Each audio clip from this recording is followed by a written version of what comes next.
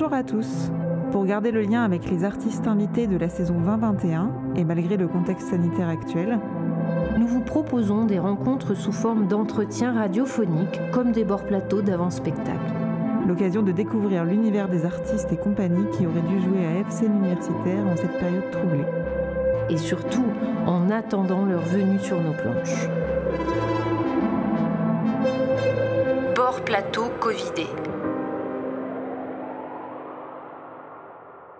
Bonjour, aujourd'hui nous recevons Vanny Fiot, metteuse en scène, comédienne et directrice artistique de la compagnie Fittorio Théâtre pour le spectacle Le Point Cardinal qui aurait dû être créé à F-Scène Universitaire ce 2 février. Mais, la situation sanitaire en a encore décidé autrement et nous sommes tristes, si tristes. Bonjour, merci d'avoir accepté notre invitation à vous raconter. Nous allons essayer de vous connaître un peu plus, de parler du spectacle, de découvrir votre univers, en espérant donner envie aux auditeurs d'aller plus loin dès que cela sera possible. Alors, tout d'abord, Vanny, pouvez-vous vous présenter, nous parler un peu de votre parcours ? Bonjour. Alors, moi, du coup, j'ai été formée au TNB en 2000. Je suis rentrée en 2006, sortie en 2009 sous la direction de Stanislas Nordet à Rennes. Et suite à ça, j'ai eu envie de créer ma compagnie pour être à l'initiative des projets et voilà, d'être, en tout cas, de fabriquer des choses en invitant des artistes à rejoindre les aventures. Du coup, implantée à Nantes, j'ai d'abord mis en scène un spectacle jeune public avec Julie Duchossois qui s'appelait Le Feuilleton d'Hermès. C'était une adaptation de l'œuvre de Muriel Zac. Et puis, suite à ça, plusieurs formes, des formes poétiques qui pouvaient jouer un petit peu partout, en duo, en trio, sur les voix féminines. Donc, Maria Mercé-Marsal, Trois fois rebelle, La nuit spirituelle de Lydie Datas. Et en fait, les projets se construisent parce que tout d'un coup, je tombe amoureuse d'un texte et que j'ai envie de le partager. Donc là, le spectacle qui a été monté juste avant et qu'on a joué du coup salle Ève, là, Le Point Cardinal, c'était Ibris, qui était un texte qu'on a écrit et réalisé, mis en scène et joué, interprété avec Manuel Garcia-Kilian, aussi un ancien de la promotion du TNB qui a été créé en 2018, si je ne me trompe pas. Et puis voilà, ce nouveau projet... Le Point Cardinal est né en fait d'un désir que j'avais depuis très longtemps, d'un texte que j'avais découvert un peu par hasard, l'interview d'Alberto Moravia et de Claudia Cardinal. Donc Alberto Moravia, auteur italien, qui, sur une commande d'un journal italien, avait rencontré Claudia Cardinal, qui à l'époque avait une vingtaine d'années, et qui avait pour mission donc de mener cette interview qui avait une forme très poétique. Au-delà de la forme de l'interview et du fait que ce soit un auteur voilà, mythique et une grande actrice, il y avait cette écriture qui m'a tout de suite vraiment absorbée. Et la manière dont Alberto Moravia guidait l'actrice jusqu'à un abandon total d'elle-même, je trouvais faisait poème. Donc pendant très longtemps, j'ai eu ce texte à côté de moi en me disant que probablement il était immontable, mais que du coup, sans doute, il était montable. Je ne sais pas, c'était un désir un peu de repousser des limites. Voilà, les années sont passées et puis suite à Ibris, ce texte m'est revenu.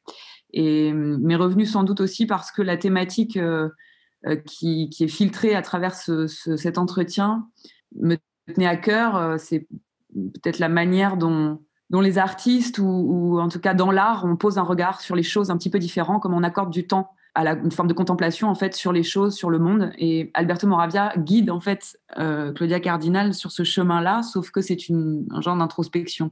Il lui pose aucune question traditionnelle dans les interviews qu'on peut imaginer, les questions qu'on pourrait poser habituellement à une grande actrice. C'est plutôt, il l'amène à analyser la manière dont elle apparaît et disparaît du monde sur un fil très ténu, comme ça, de question en question, où elle se laisse guider jusqu'à parler de ses rêves. Donc, il rentre dans une très grande intimité sans pour autant lui poser des questions sur sa vie intime. C'est-à-dire qu'il n'est pas question de savoir quels ont été ses grands amours.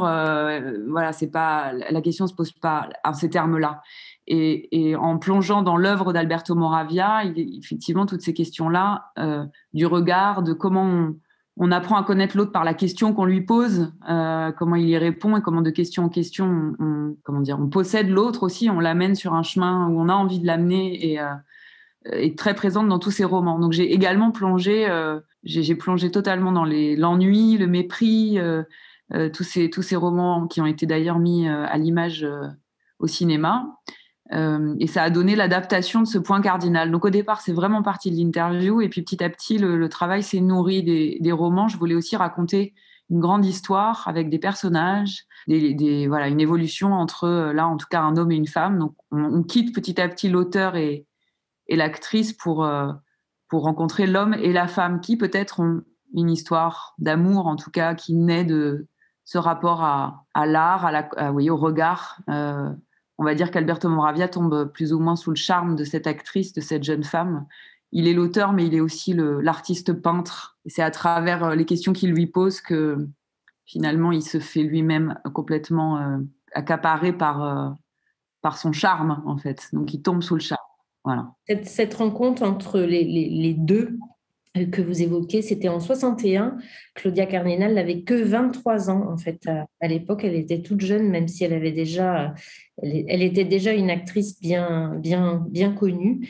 Et au départ, elle semble décontenancée, en fait, par la précision, justement, des questions qui, comme vous dites, ne sont pas des questions qui vont, au départ, la chatouiller ou la déranger, puis finalement, peu à peu, elle se révèle par le détour justement des questions qui l'amènent quand même à se décrire elle-même et à se partager aussi et à se donner un peu plus à un public ou à un lecteur. Oui, c'est-à-dire qu'elle se dévoile, elle se surprend elle-même à répondre des choses qu'elle a jamais eu l'habitude de répondre dans des entretiens, en fait. Et ce que j'adore, c'est que le plus grand étonnement de Claudia Cardinal dans cet entretien, c'est que Alberto Moravia lui pose des questions sur des choses qui sont absolument évidentes. Par exemple, je cite souvent cet exemple parce que c'est celui qui est le plus fort. Il lui demande par quoi elle commence quand elle se déshabille pour aller se coucher, si elle commence à enlever d'abord, dans quel sens elle enlève ses vêtements, est-ce qu'elle enlève sa fourrure, son chemisier, ses sous-vêtements. Il lui pose cette question-là, elle lui répond avec un large sourire, on l'imagine, qu'elle voit difficilement comment on pourrait enlever d'abord les sous-vêtements et en dernier le manteau. Et du coup, il lui répond il lui dit, ne vous moquez pas de moi parce que je dis des choses évidentes. Les choses évidentes sont les seules choses qui m'intéressent. Elle demande pourquoi, et il répond parce que probablement personne ne s'y intéresse justement, et c'est parce qu'elles sont délaissées que moi, j'ai envie de poser le regard dessus. Et à partir du moment où il lui donne cette clé-là, je crois qu'elle admet qu'elle va cheminer vers un endroit où elle ne pensait pas aller.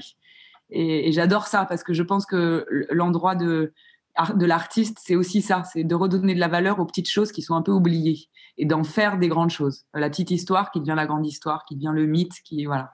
Quand même, ça semble un peu un drôle de pari de choisir d'adapter un entretien, une interview quand même. Qu'est-ce qui vous est passé par la tête à ce moment-là ? Moi, c'est cette histoire de poème, en fait, c'est que la langue est très belle.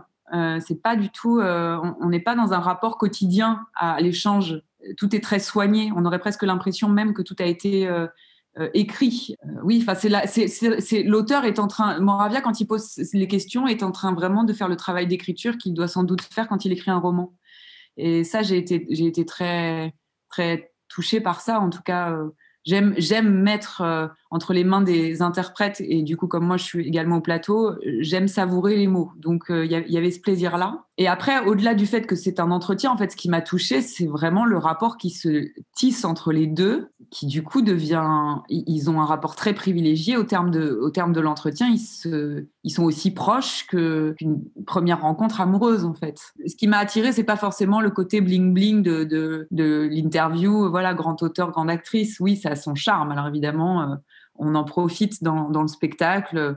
On joue avec ça aussi, avec les codes du cinéma, de la représentation de l'actrice dans le côté un peu starification, glamour, bien sûr. Mais c'est vraiment le lien entre cet homme et cette femme avec l'écart d'âge qu'ils ont en plus. Effectivement, elle a 20 ans, il y a une soixantaine d'années. Il y a une électricité entre deux qui, je trouve, est très belle. Et vous avez été inspiré, ou en tous les cas, vous avez travaillé avec d'autres textes pour cette pièce-là? Oui, oui, parce que j'ai compris en lisant ensuite les romans d'Alberto Moravia, parce que moi j'ai connu Alberto Moravia vraiment par cet entretien, et après quand j'ai plongé dans ses romans, finalement il utilise beaucoup cette même technique de ces héros n'ont de cesse dans les romans de se saisir d'un personnage féminin. La plupart du temps c'est un personnage masculin qui agit par la question et par le verbe, par le mot il capture en fait l'être aimé ou l'être dont il a envie de s'inspirer par la manière, l'art de poser des questions. Dans l'ennui, c'est un artiste peintre qui est donc en manque d'inspiration et qui du coup va se saisir d'une jeune femme qui passe comme ça, qui est modèle. Et le rapport est dans l'écriture exactement le même que dans l'entretien. Ça m'a beaucoup plu. Il n'a de cesse de poser des questions pour tenter je sais pas, de saisir quelque chose de l'être en face et de pouvoir créer derrière. L'obsession, c'est quand même la création à chaque fois. Et donc l'ennui est un des romans qui est vraiment très présent dans l'adaptation, ainsi que le mépris, parce que du coup dans le mépris il y a aussi ce trio amoureux. Alors du coup voilà, l'adaptation est allée vers ça, c'est-à-dire qu'au départ c'était vraiment le duo Alberto Moravia, Claudia Cardinal, un homme, une femme, et puis à un moment donné, comme j'ai eu très envie de raconter une histoire, et pour raconter une histoire où ça se grippe, il faut un troisième personnage qui vient un peu semer la zizanie, comme on dit. Et du coup, ce sont deux hommes et cette femme. Et ces deux hommes vont se battre pour elle. Donc, lequel des deux va réussir à la posséder le plus? Elle est l'électron libre. Elle leur échappe et du coup, ils deviennent fous. Les romans de Moravia, ils parlent aussi de ça, des grands sentiments, de qu'est-ce que c'est que de posséder, de vouloir absolument posséder l'autre pour lutter contre une forme de solitude face à soi-même. C'est aussi ça. Aujourd'hui, c'est rigolo parce en parlant de ce texte aujourd'hui où on est complètement isolés les uns des autres, on parle d'incommunicabilité. Voilà, là, on ne peut plus se voir, donc on communique. Comment on touche l'autre par le mot, comment on l'atteint par le mot juste. On sait bien que les mots peuvent faire parfois très mal aussi, ou séduire complètement. Le mensonge qui est derrière chaque mot aussi, comment on crée le lien humain avec ça. Et comment aussi le mot peut armer des coups très forts qui vont déclencher des passions, des grands sentiments, jusqu'au... Voilà, parfois, on sort de ses gonds par le mot aussi. Du coup, il y a quelque chose de très passionné dans cette adaptation. Voilà, on a ce premier peintre qui tombe amoureux, qui a la figure du créateur, et puis la figure de l'acteur. Finalement, le deuxième homme, c'est la figure de l'acteur qui peut-être réussit à détourner l'actrice, la muse de son créateur premier. Voilà, on va dire ça. Donc c'est un triangle amoureux. C'est ce truc très basique qui revient dans beaucoup de romans, dans beaucoup d'histoires. Ça marche assez bien. C'est très efficace, le triangle amoureux. Dans ce spectacle, donc vous vous êtes attelé à la mise en scène, mais vous êtes aussi Claudia Cardinal sur scène, et vous êtes donc accompagné de deux partenaires que vous avez déjà un peu évoqués, Clément Pasco, Jonathan Jeunet. Vous nous racontez un peu qui ils interprètent du coup? Alors Clément Pasco, c'est un metteur en scène nantais qui travaille avec moi et pour qui je travaille aussi depuis quelques années maintenant. Il m'a semblé assez évident dans le duo qu'on forme, en tout cas dans les créations artistiques qu'on mène ensemble, il y avait quelque chose d'un peu miroir entre lui qui est à l'origine de beaucoup de projets et qui me met dans la lumière le plus souvent. Je trouvais ça assez beau qu'il puisse être sur scène et que voilà, il y ait quelque chose en filigrane comme ça qui passe de notre rapport au travail et comment on chemine ensemble sur les histoires de théâtre. Il n'est pas acteur, mais à la première lecture en tout cas de l'entretien, j'ai trouvé qu'il avait le ton absolument juste.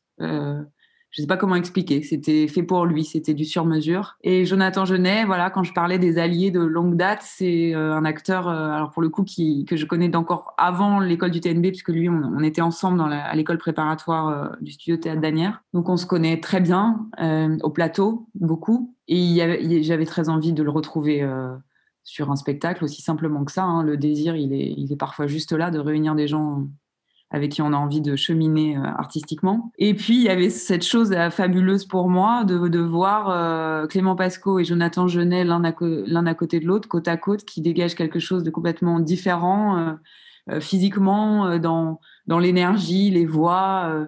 Voilà, je trouvais que ce trio pouvait être assez étonnant. Donc voilà, c'est parti vraiment de ça. Clément Pasco donc joue Alberto Moravia, l'auteur et créateur, celui qui pose son regard et qui du coup, oui, il écrit l'histoire en fait. C'est lui qui lance le. S'il y avait un réalisateur ou quelqu'un qui était derrière la caméra ou au scénario, ce serait lui. Et puis, du coup, l'actrice qu'il convoque, c'est Claudia Cardinal, moi, et l'acteur qu'il convoque, c'est Jonathan Genet. Alors, on pourrait imaginer que c'est Marcello Mastroianni, ou voilà. Moi, je les appelle MM, CC et AM dans l'adaptation, c'est comme ça. Et voilà, l'intrigue se noue entre cet acteur et cette actrice, c'est ce qui rend fou le créateur, puisqu'évidemment, l'histoire lui échappe au bout d'un moment, finalement. Il a voulu voir naître son film, et puis le scénario se dérobe, puisque voilà, l'acteur et l'actrice mènent une histoire qui le dépasse. Enfin, en tout cas, ça déclenche en lui des émotions un peu grandes de jalousie, de possessivité, etc., qu'il n'avait pas forcément imaginé au départ. Il joue un peu avec le feu et puis ça se retourne un peu contre lui, quoi. Est-ce que, comme Ibris, dont on a parlé tout à l'heure, en effet, qu'on avait accueilli ici à Ève en décembre 2018, que le temps passe, oui. Est-ce que, du coup, dans cette adaptation et cette création du Point Cardinal, il y a également encore des musiciens sur scène? Non, là, j'avais vraiment envie d'un huis clos aussi. Et comme évidemment, on joue avec les codes du cinéma, etc., il faut que toute la technique soit esquissée, mais elle entoure d'un léger halo le cœur du plateau. Donc, la musique, c'est pareil. J'avais envie de quelqu'un qui compose vraiment comme un compositeur ferait les musiques d'un film. Donc, j'ai fait appel à Jérôme Leray, qui a composé tous les morceaux du spectacle. Donc, il y a vraiment une bande originale sur mesure et avec cette intention des grandes musiques de cinéma. Donc, il y a des violons qui ont été enregistrés, violon, violoncelle. Voilà, la musique qui emporte. J'avais envie de ces grandes émotions-là. On va dire que, comme dans Ibris, la musique emportait quelque chose parce que le live avait cette grande dimension-là. Là, on va dire que c'est les instruments qui ont été choisis ensemble avec Jérôme qui font que le piano, l'espèce de romantisme émotionnel du piano, des violons, des cordes, etc., qui emporte. Donc là, c'est Jérôme Leray qui est aux manettes, mais il reste en régie pour le coup, après, une fois avoir composé.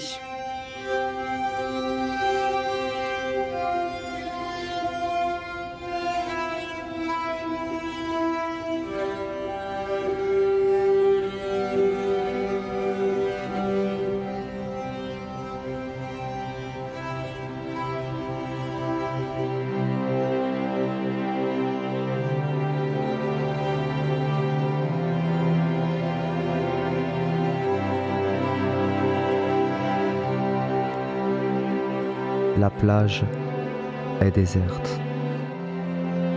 En cheminant à travers les éboulis de rochers et en contemplant l'étendue bleue et riante de la mer, je pense soudain à l'Odyssée, Ulysse et Pénélope.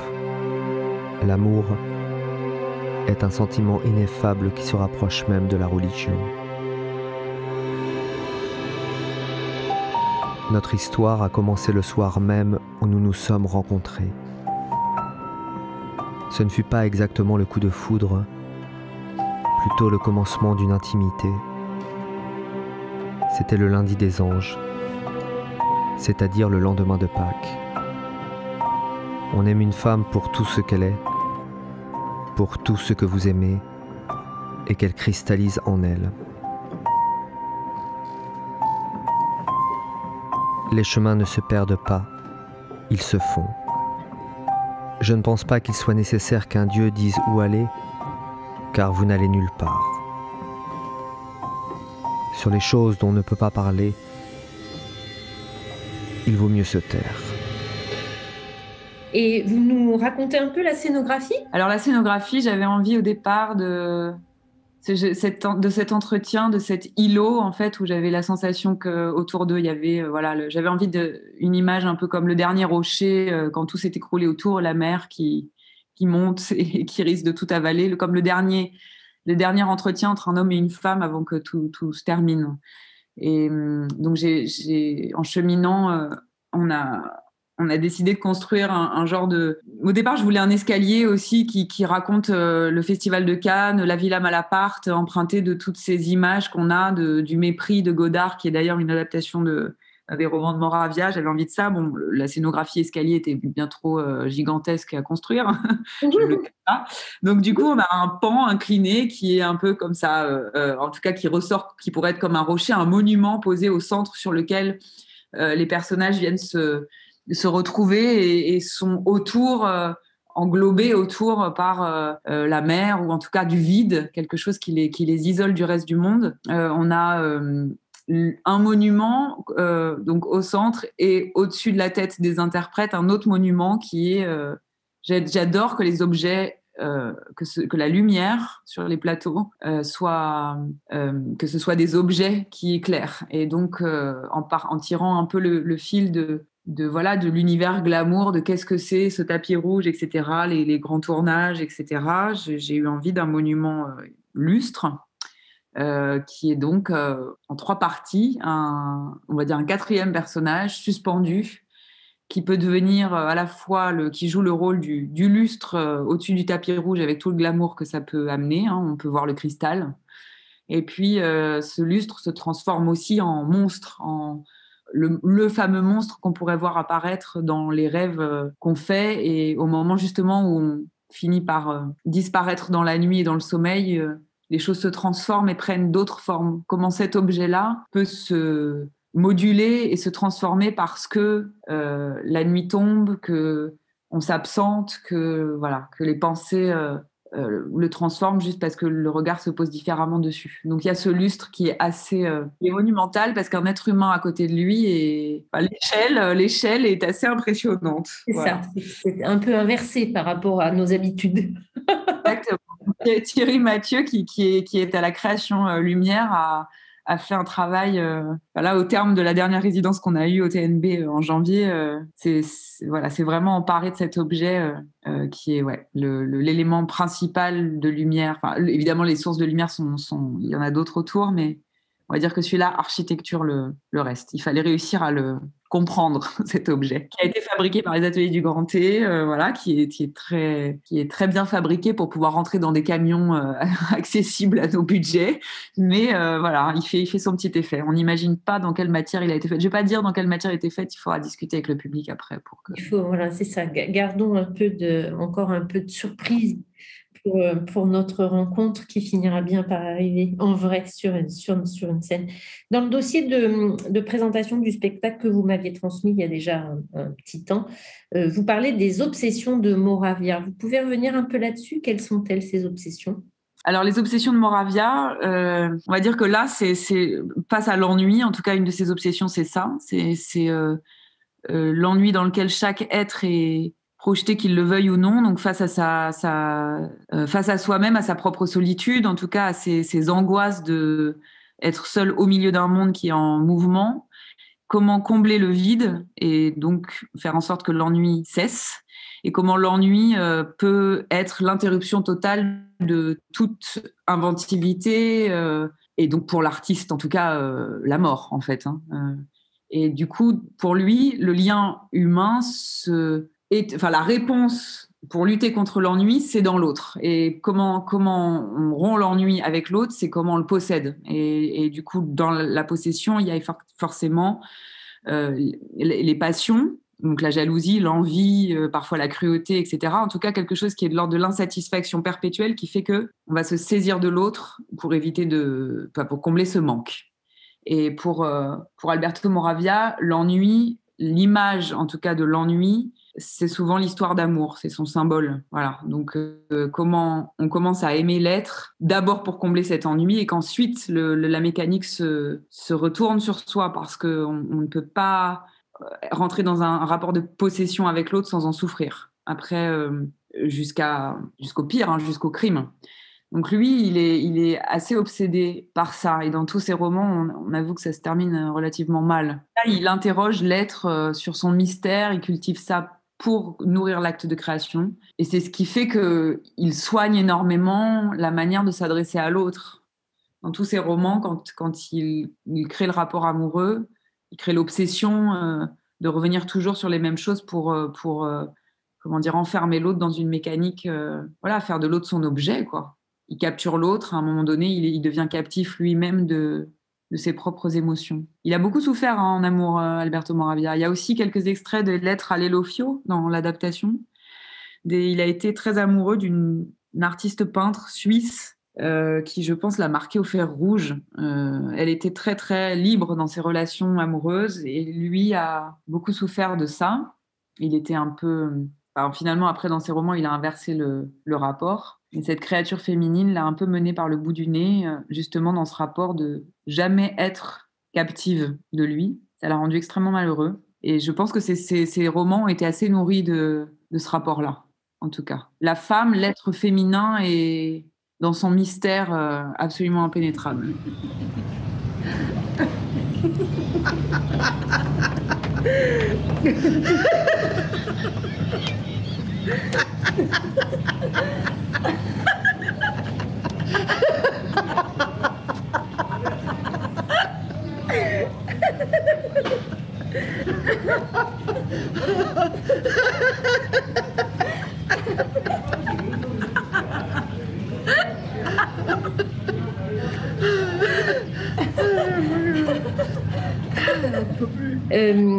Vous pouvez me dire d'ailleurs, je ne suis pas sûre qu'on l'ait évoqué, combien de temps vous a pris ce projet entre le moment où vous avez retrouvé cet entretien que vous gardiez un peu comme ça de côté sur votre table de chevet et le moment où vous vous êtes dit, ça y est, je suis prête, j'y vais, je l'adapte?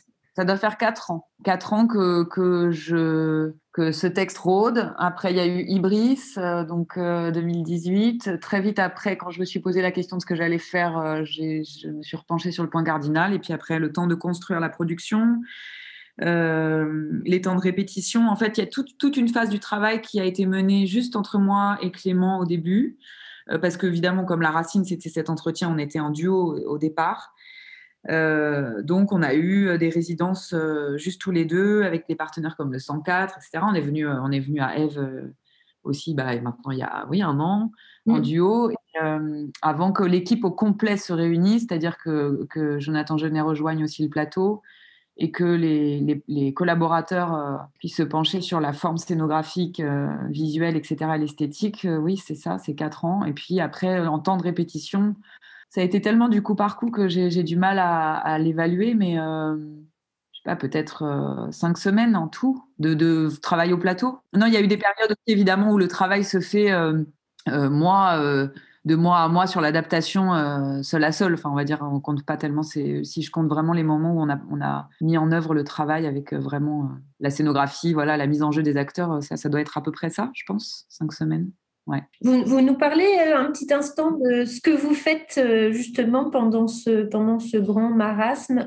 Vous n'êtes pas du tout à l'arrêt, vous avez d'autres projets, vous avez eu l'opportunité de développer d'autres projets. Vous nous parlez un peu du Cœur de Femmes, par exemple? Oui, du Cœur des Femmes. Alors, du Cœur des Femmes, c'est un projet que je mène à Nantes depuis 2018, qui est un projet que la ville de Nantes accompagne à destination des habitantes. Au départ, ça a commencé sur un quartier de Nantes qui s'appelle Malakoff, à destination des habitantes du quartier, tout âge confondu. C'est une aventure assez merveilleuse. Ce cœur s'est déployé petit à petit en arpentant un peu les lieux emblématiques de Nantes. Donc, ce sont des femmes que j'accompagne dans l'écriture, l'interprétation, le chant. Voilà, elles sont montées sur la scène du lieu unique, Stéréolux, galerie d'art. Voilà, elles disent des poèmes, elles en écrivent. Et puis c'est aussi au-delà en tout cas de la création artistique avec elles, c'est aussi j'appelle ça aujourd'hui un état d'âme, D-A-M-E, tout attaché.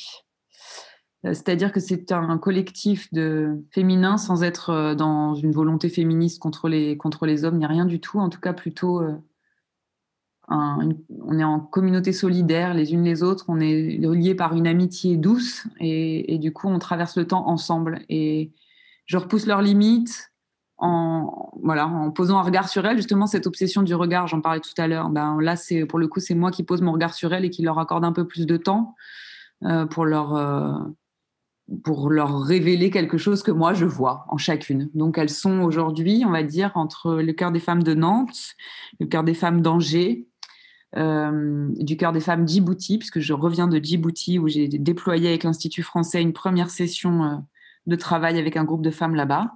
Elles sont une 60aine maintenant à peupler l'arborescence. Chaque femme se baptise d'un nom d'arbre ou de fleur. Je pourrais lire la liste, c'est assez rigolo parce que du coup, on a du mal maintenant à trouver. On est obligé d'atteindre, je pense, on va devoir se baptiser de nom d'oiseau bientôt parce qu'on a du mal à pas avoir de doublons. En tout cas, là, j'ai décidé avec tout ce qui était à l'arrêt de me consacrer vraiment à ça parce que je pense que c'est assez nécessaire, en tout cas, d'accorder du temps aux liens, aux gens. Et du coup, le projet se développe aussi sur un nouveau quartier de Nantes actuellement, où j'ai implanté un décor grâce au concours de Yasmina de Vivre Libre 44 qui m'a donné les sous-sols d'un lieu à Nantes et au Breil. Donc du coup, je commence à rencontrer des femmes et on va voir comment on chemine. En fait, c'est en fonction de chacune. Comme j'ai dit, je les épouse chacune. Donc je crée des choses parce que ce sont elles singulières face à moi et puis après le groupe se raconte ensemble à un moment donné ou à un autre. Là, c'est pareil, on devait jouer au Quai en décembre, on est en attente. J'ai mené du porte-à-porte, en fait. Voilà. Donc, je reviens d'une semaine à Angers où j'ai fait du porte-à-porte avec chacune. On écrit, je les enregistre, je les filme, ça c'est autorisé. Et voilà, on continue de créer très activement des choses. C'est ma plus grande préoccupation en ce moment. Donc, voilà, les heures sont pleines de plein de choses. Voilà. C'est bien ainsi. Nous arrivons au terme de notre rencontre. Vanni, est-ce que vous aviez peut-être quelque chose d'autre à ajouter ? Non, je suis ravie en tout cas d'avoir eu cet échange. C'est bien de parler des projets, on a l'impression d'être encore un peu dedans. Donc voilà. J'ai hâte de retrouver le public, effectivement. On espère, même si les formes sont plus light et que le public sera peut-être pas plein dans les salles, on a hâte de retrouver cette sensation-là quand même qui est pas tellement remplaçable. C'est ça. Les captations ne remplaceront pas les émotions partagées dans le public, ça c'est sûr. Ça ne pourra pas marcher. Tenons bon. Merci beaucoup, Vanni Fiot. À très bientôt, j'espère. Merci, Julie.